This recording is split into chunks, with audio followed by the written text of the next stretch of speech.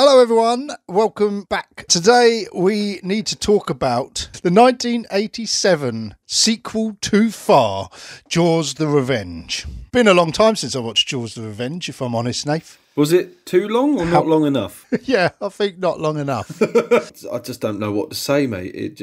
I couldn't believe when we were watching it how bad it actually was. It's definitely the worst of the four Jaws films. They do get progressively worse. Have you watched the Jaws films, Nathan? I've seen them? Enjoy Jaws. Of course you do. And is the second one the one where Jaws dies by eating a massive power cable? Yeah. Yeah. I don't remember the third one. The third one's at SeaWorld. It's got Dennis Quaid in it. Right. And it was filmed in 3D. You must have seen it. It's the one with the giant shark. I think maybe I have seen it. I seem to remember something with a smaller pool with a smaller shark in it at SeaWorld. That's right, yeah, that's it.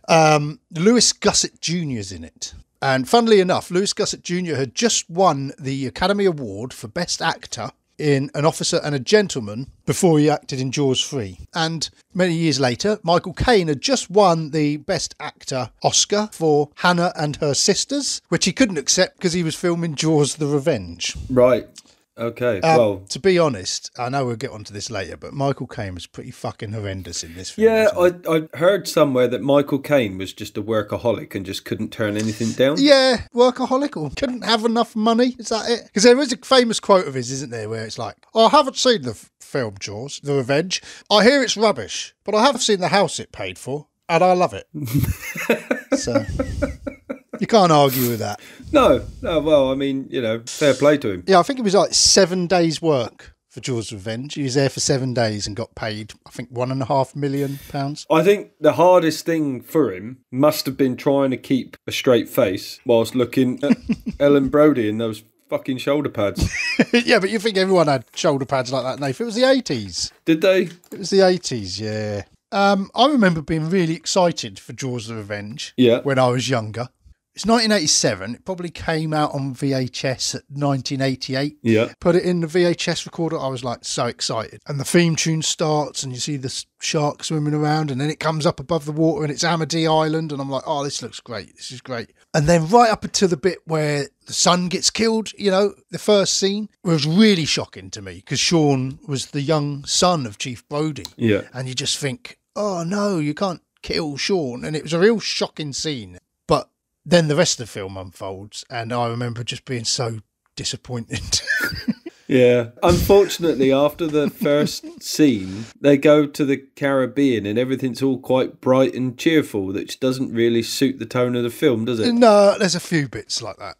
At the end of the film, there's like two alternative endings. Right. Basically, in the theatrical version, Jake dies, Mario Van Peebles. Which makes much more sense. It's like real shocking ending. And then it cuts straight to the happy scene of them getting on the plane. It's like, that doesn't sit right. That's like, they've just lost a friend and they're all like, hey, I'll see you in the summer. It's like bizarre. Everyone hated the ending. So then they went and re-edited the ending. But he turns up, he's alive, and it's all right. It's all a happy ending. Yeah. I can't help but feel we've jumped ahead.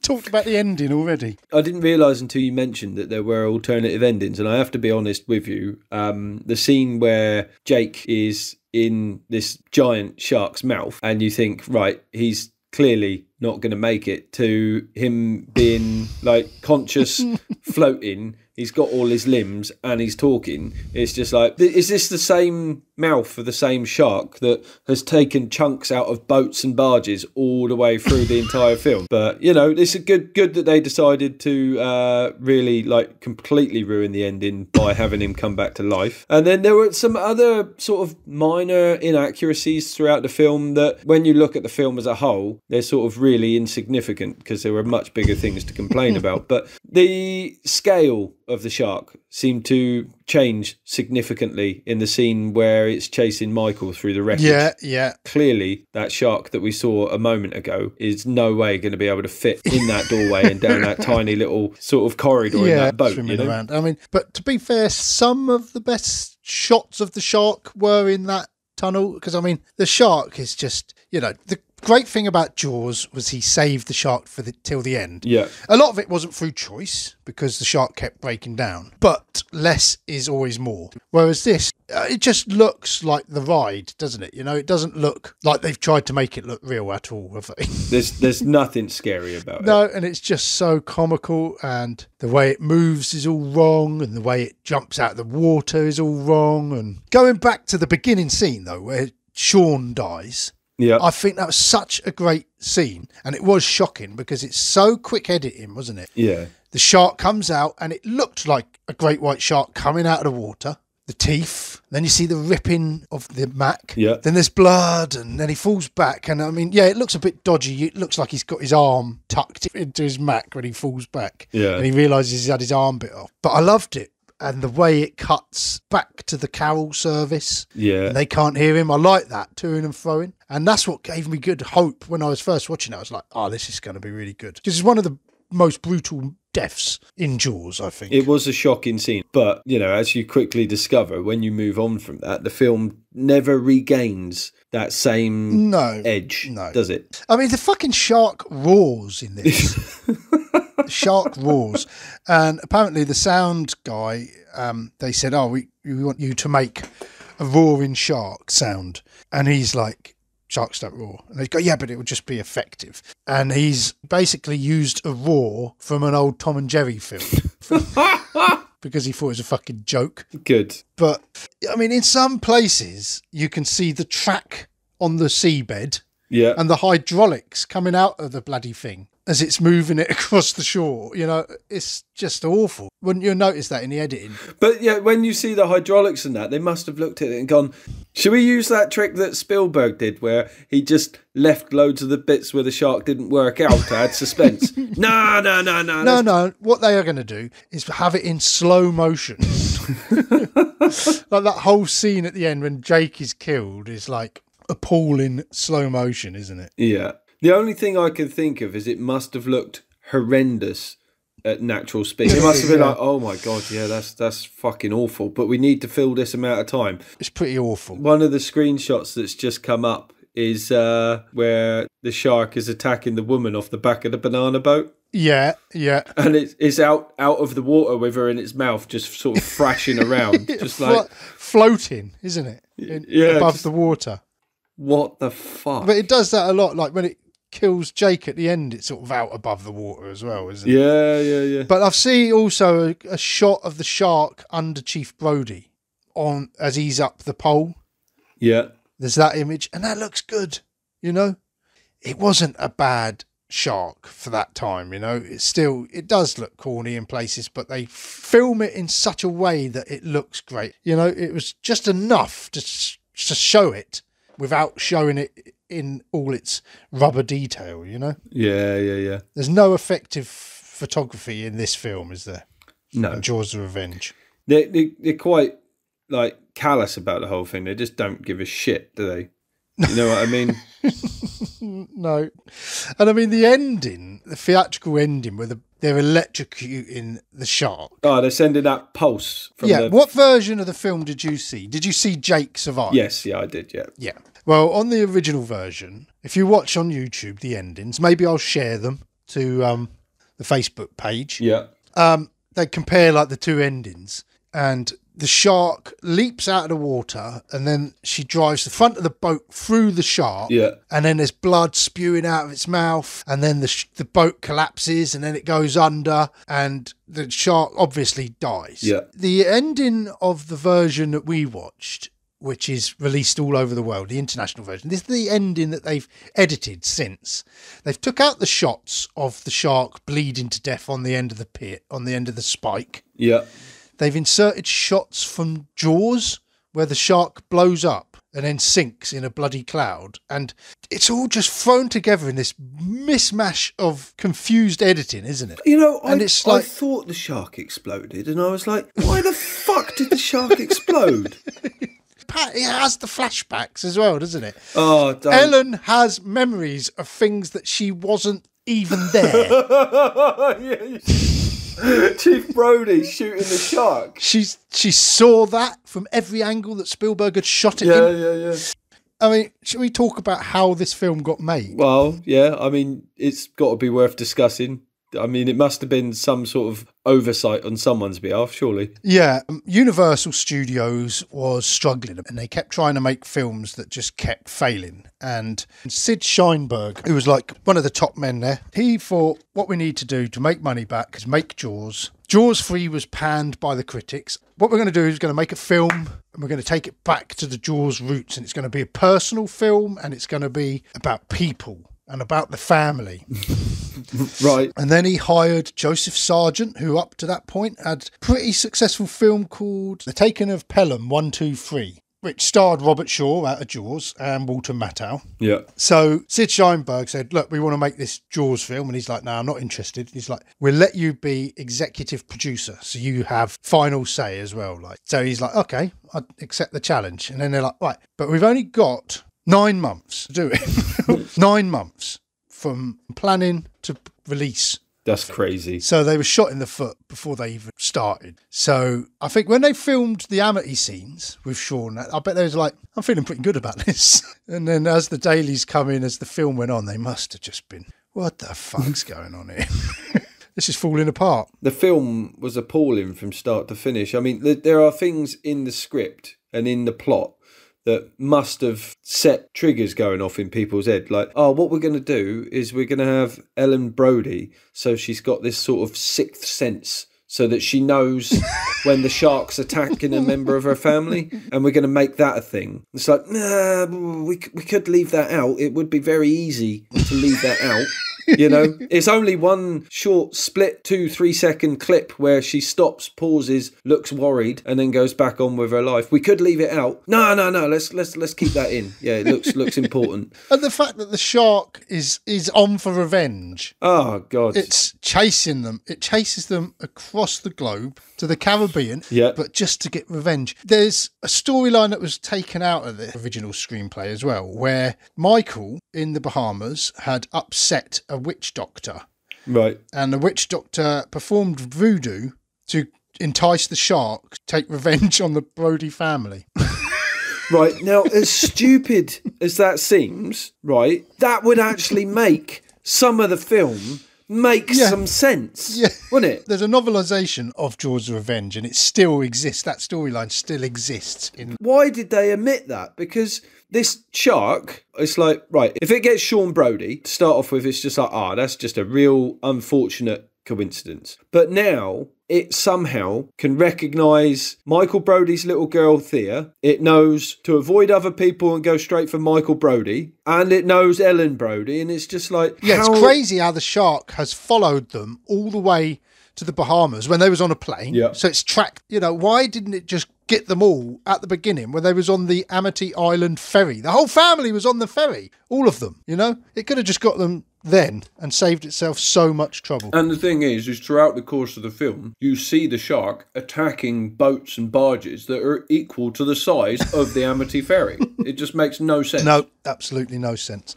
I will say something I noticed. Spielberg, he always, in his films, he likes to flash up the colour yellow when there's going to be danger. Yeah. He's fixed red would be too obvious, so he uses yellow. And that's obviously trickled down into the making of Jaws the Revenge, because first of all, Sean puts on his yellow Mac. Yeah. Then Sean gets it. Later on, they're out in the little yellow submarine. The Beatles. Yeah. Michael gets attacked. Then there's the yellow banana boat. Yeah. And Thea gets attacked. That did actually cross my mind, because he has the yellow barrels as well, doesn't he, in Jaws, attached to the shark. And the thing is they tried to emulate that in this film with the sonar, didn't they? Yeah. So every time the shark appears, you can hear its little heart beating. And it does work to an extent. But the thing is they didn't have any suspense. It was just like, oh, Michael, it's here, the shark, the heartbeat. Oh, the shark's right next to you. Oh, you know what I mean? It's just like... There was no suspense, yeah. No, it's just, oh my God, you're being attacked by a massive rubber shark. Quick, Robin, throw down the shark repellent bat spray. Some days you just can't get rid of a bomb. I was going to say, it's quite nice that Mrs. Kittner was in the film. Yeah. back at Amity Island, filmed at Martha's Vineyard, and Mrs. Kittner is actually a woman from Martha's Vineyard. Right. Lee Fierro. And a lot of people I've watched a few reviews and things of Jaws, and they're like, what is she doing there? She slapped Brody. She wouldn't be there. And I think in a little community like that, they'd probably learn that Chief Brody wasn't the villain after all, you know? She probably at some point would have forgiven. But wasn't the dream sequence awful? Where Ellen goes out swimming in the Bahamas, and then all of a sudden she's attacked by the shark, and you're thinking, we're only 20 minutes into the film, she's not being attacked by a shark. You knew what it was, you know, it's like, oh God. Yeah. Like, throwing every gimmick at us. Oh, the scene where she's at the festival with Michael Caine, and then she goes off and she's trying to dance, pretending to be happy. It was painful. Oh God, and then Michael Caine dances, and that was painful to watch as well. Yeah, I just honestly wanted to be sick in my own mouth. Well, better than being sick in someone else's. it made parts of Supergirl 1984 seem believable. Yeah. And then just that's the bit where they're at the festival, the anonymous festival, where she suddenly has that, oh no, I sensed a disturbance in the force. Yeah, and that's when Michael sees the shark, isn't it? Yeah. Comes up beside Jake. Yeah, Jake's in the mini sub, isn't he? And he's like, oh man, we got a big fish down here. And then they're like, oh my God, why did it swim straight past me and go straight for the boat? And then Michael's like, he knows, but he's not letting on. Yeah, don't tell my mummy about this. Please don't tell my mummy about the big rubber shark. You think like, oh, we got Michael Caine for this. Brilliant. Let's give him a big introduction. Oh no, just all of a sudden he's just there flying the plane in the blue screen. Yeah. His character, Hoagie, is awful, isn't it? Oh my God. Let me tell you about the time. Fuck off, Hoagie! Why are you even here anyway? You're just a pilot. And his character, we said about his stories and that. The one line that I can remember from this film is, I used to know a one-armed piano player. It took him 2 minutes to play the minute waltz. Which he's telling to Ellen, whose son she's had to go and identify with only one arm. Oh, God, yeah. And that that didn't sink in for her. Other things make her, oh, God, something slightly familiar. But the fact that he's telling a joke about someone with one arm, straight over her head. Michael Caine's got the last line of the film, isn't he? He's like, did I ever tell you about the time I took 100 nuns to Nairobi? Fuck off, Hoagie, with your bullshit stories, innit? Yeah, nobody fucking cares, mate. Crack on. When they were writing the dialogue for this film, writing the scripts, they're like, what do people talk about? Sex. That's all they talk about. Yeah. They're talking about sex to their friends. They're talking about it in front of Michael's mum. Yeah, they did try to sexy it up a bit, but I got to be honest, though, Karen Young, for me, was the best performance in the whole film. She was the most believable actor in the whole film. Yeah, I don't know. It stood out to me. Mario Van Peebles as Jake certainly didn't stand out to me. His accent was terrible. Yeah, it wasn't even necessary. Like, he didn't have to be Jamaican. No one else was. I didn't think Lance Guest was too bad in a bad role. It's hard to tell what's good and what's bad when you're watching a film with that sort of disregard for credibility. It's just funny that they tried to discredit Jaws 3. They tried to completely forget about Jaws 3. There's no mention of it. You know, let's make this instead. Yeah. And then it's absolutely awful. This time it's personal, the poster says, you know. Is it personal? Isn't it? Back to the Future, Jaws 19. Yeah. And next to it, it says, this time it's really, really personal. I mean, right, hang on a minute, because just clarify something for me. Where did this shark actually come from? Is this a shark that got away in one of the previous films? Well, no, Nathan, because they all died. So this is a new shark? Yeah, just a minor point they've overlooked, isn't it? Right, okay. So why is it personal to this shark? They need to give the backstory of the shark and its lineage so that we know which shark from the Jaws trilogy, the previous Jaws trilogy, it was obviously related to, so that we know it's personal. Yeah, it could have been any of them. They was probably all related. Inbred, like short-tempered, inbred great whites. Ill-tempered, mutated sea bass. Anyway, right, glossing over that minor oversight in the whole plot. Yeah. After Jaws the fourth, I guess. After Jaws the Fourth attacks the banana boat, Ellen Brody is like, right, I've had enough. Yeah. I'm going to get on that boat. Shit is going to get real. Yeah, what is she actually planning on doing? Can you clarify that for me? Is she going after the shark, or is she just going to let the shark take her? I don't know. She has no plan. But what I don't get is that Michael and Jake are out on the boat. Yeah. Doing what they're doing. We're doing conches in the morning, shark in the afternoon. Michael, come on, we got to go because your wife's unveiling that sculpture that terrifies Ellen because it looks like a shark, doesn't it? Yeah, yeah. And he's like, you're going to be late. So they're not there at the unveiling of the sculpture because they're out on the boat. Right, yeah, I know where you're going with this now. They're out on the boat that Ellen steals. Yes, yeah. When they're out on it. Like, where did she get the fucking boat? How did she get the boat if they're not back? Do you think they sort of missed out on a bit where they went back to shore and were like, fuck going to that unveiling of that shit horrendous sculpture. Let's go and have a beer. Something like that. Must have been. And let's talk about that sculpture for a minute because it was fucking appalling, wasn't it? It was. But what did you think of having that girl welding? Did it remind you of Flashdance? It did a bit, and I got to be honest. Is that why you liked her? I just, young woman in the Caribbean not wearing a hell of a lot just seemed sexy. I mean, there's not a hell of a lot of sex appeal in the whole film, let's be honest with you. Well, I think Ellen's side parting hairstyle does it for me. Yeah. She looked like a little blonde Hitler in some shots, doesn't she?